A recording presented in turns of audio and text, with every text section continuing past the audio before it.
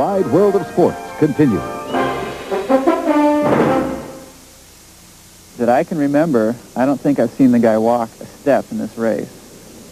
So there's one thing you can count on when you're out there, is that Dave Scott is not going to die, which means that as someone who's going to compete against him, I have to know that I have to go faster, that I'm going to push a little bit harder, and that when it gets tough for me, I'm going to go beyond that 1 or 2 or 3 or 10 steps until I get to a point where hopefully the guy's behind me and he's not gaining time on me. He's had a fabulous year, but he'd throw away all those victories he had throughout January to October if he could just win the Ironman race. And I think he feels that pressure.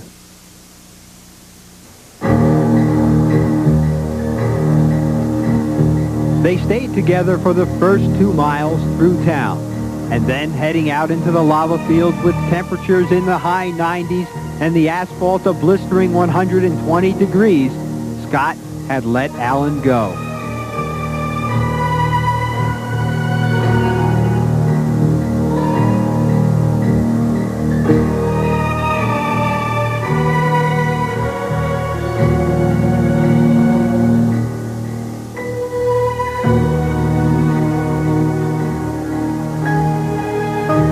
By 7 miles, Mark Allen had opened up a 4-minute lead.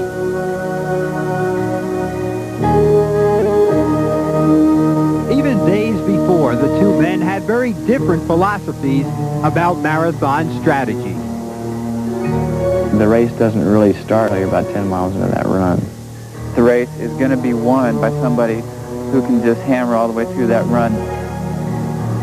Mark Allen felt he had to hammer, and in miles 8, 9, and 10, he added 5 to 10 seconds per mile to his lead. Endurance athletes become skilled at intercepting the body's messages to the brain.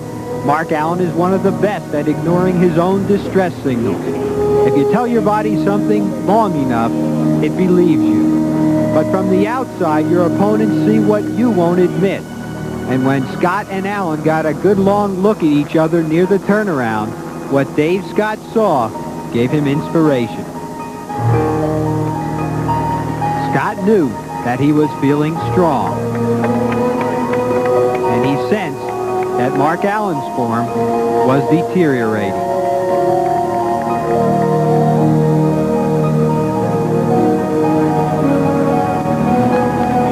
At the turnaround in the marathon, Dave Scott took inventory.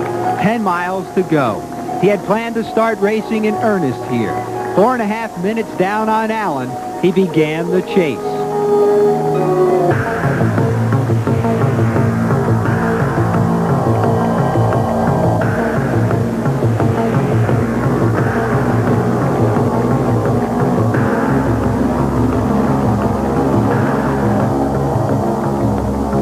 In the next mile, Scott took back 10 seconds from Allen, and in the next, 40 seconds. Dave, you can do it! Do it, Dave!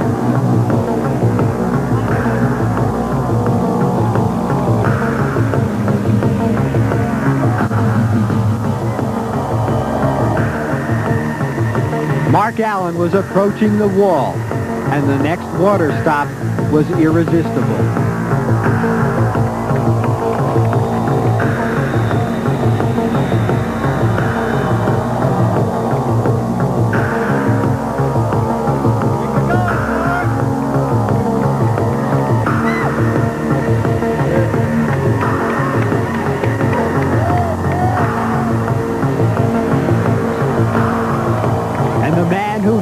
Walks, had fire in his eyes, still thinking, still planning. Come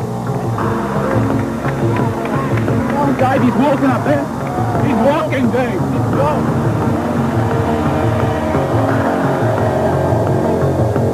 He's got it.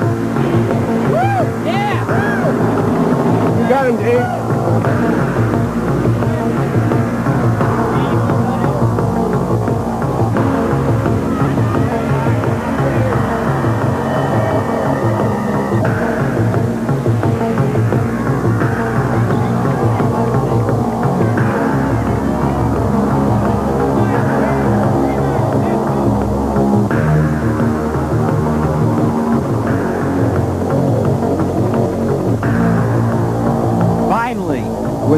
4 miles to go. Dave Scott slips by a walking Mark Allen under cover of a pace car. Mark Allen never sees him. It was a calculated move by Scott, just in case Allen was capable of taking an 8 count on the cone of blacktop and then duking it out again in the final mile. But Allen, who ran to victory in Dallas and France and Japan and Australia, Allen, the man on the cereal box, Mr. Triathlon, now knew that he was back in the Ironman, back on Dave Scott's turf. The final 4 miles would give Mark more than enough time to wonder why. Why was he invincible around the world, everywhere, everywhere except here, where Dave Scott was king of the long, hot road. After 3:30 in the afternoon, the equivalent of a full 8-hour working day plus a coffee break since the start, when Dave Scott came into the home stretch, remarkably fresh. Fresh enough to be his own cheerleader as he coasted to the finish line for his amazing 6th victory in the Bud Light Ironman Triathlon World Championship. His time, 8 hours, 34 minutes, 13 and 2/10 seconds. Considerably short of his record for the course, but victory was as sweet as ever. Mark Allen would make it in second place, about 11 minutes behind Scott, and about 7 minutes ahead of Greg Stewart, who finished third. Mike Teague was fourth, and Ken Glah, who led for a while, was fifth. But Scott... Mark looked okay as he came to the finish, but he really wasn't.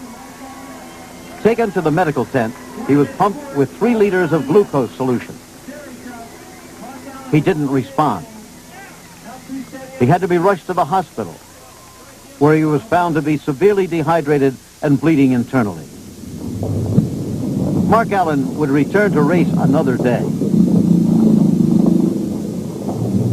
But on this particular day, he had not only given his all, he had given more than he had to give.